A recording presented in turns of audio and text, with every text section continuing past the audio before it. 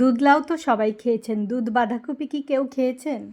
শীতের এই জনপ্রিয় সবজি বাঁধাকপি দিয়ে আজকে আমি দুধ বাঁধাকপি বানিয়েছি। বাঁধাকপি সেমাইও বলতে পারেন। আর এই বাঁধাকপির এই সেমাই খেতে কিন্তু খুব মজা হয়েছিল। যেহেতু এটা খেতে আমার কাছে খুব ভালো লেগেছে, তাই ভাবলাম রেসিপিটা আপনাদের সাথে শেয়ার করি। আমি একটা ফ্রেশ টাটকা বাঁধাকপি নিয়েছি। বাঁধাকপির শক্ত গোড়াটা আর মোটা পাতাগুলো বাইরে থেকে ফেলে দিব। বাঁধাকপির বাইরের পাতাগুলো ফেলে দিয়ে আমি ভিতরের অংশটা নিয়ে নিলাম। এখন বাঁধাকপিটাকে কুচি করে নিব। বাঁধাকপির মাঝখান থেকে 2 ভাগ করে এর উপরের অংশটা আমি নিব। নিচের দিকের যে মোটা ডাঁটার অংশটা ওটা আমি নিব না। এখন ছুরি দিয়ে বাঁধাকপির পাতাগুলো আমি কুচি কুচি করে কেটে নিব।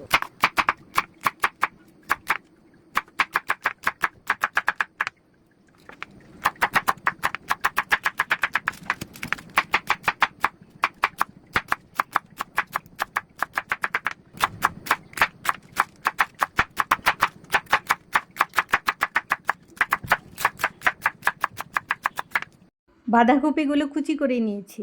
এখন একটি স্টেইনারে বাঁধাকপি কুচিগুলো উঠিয়ে নিব। কুচি করা বাঁধাকপিগুলো এখন ভালো করে ধুয়ে নিব।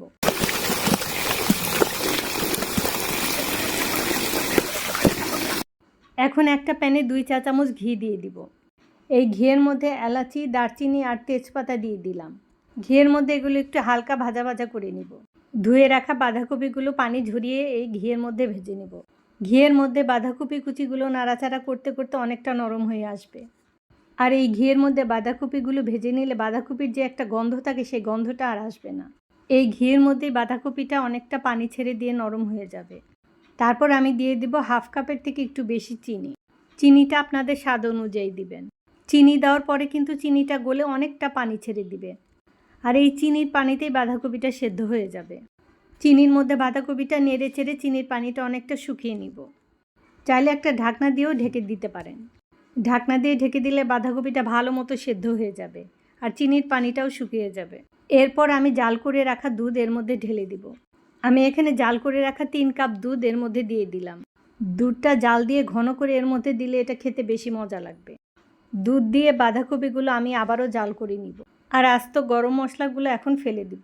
এভাবে দুধ দিয়ে জাল করতে করতে যখন দুধটা কমে আসবে তখন এর মধ্যে দিয়ে দিব কতগুলো পাউডার দুধ। পাউডার দুধটা দিলে এর স্বাদটা আরও বেড়ে যাবে। দুধের মধ্যে বাঁধাকপিগুলো ভালো করে জাল করে নিব। আস্তে আস্তে দুধটা কিন্তু অনেকটা শুকিয়ে আসছে আর ঘন হয়ে আসছে। চুলা থেকে নামানোর আগে দিয়ে দিব 1 চা চামচ ঘি। তাহলে এই বাঁধাকপির সেমাই বা দুধ বাঁধাকপি থেকে অনেক সুন্দর ফ্লেভার আসবে। যত বেশি দুধ দেওয়া যাবে এটা খেতে তত বেশি ভালো লাগবে। এটা খেতে কিন্তু খুবই মজা হয়েছিল। আর বাঁধাকপি দিয়ে এটা বানিয়ে খেয়ে দেখতে পারেন, আপনাদের কাছেও ইনশাল্লাহ ভালো লাগবে। আশা করছি সবাই ভালো থাকবেন। আল্লাহ হাফেজ।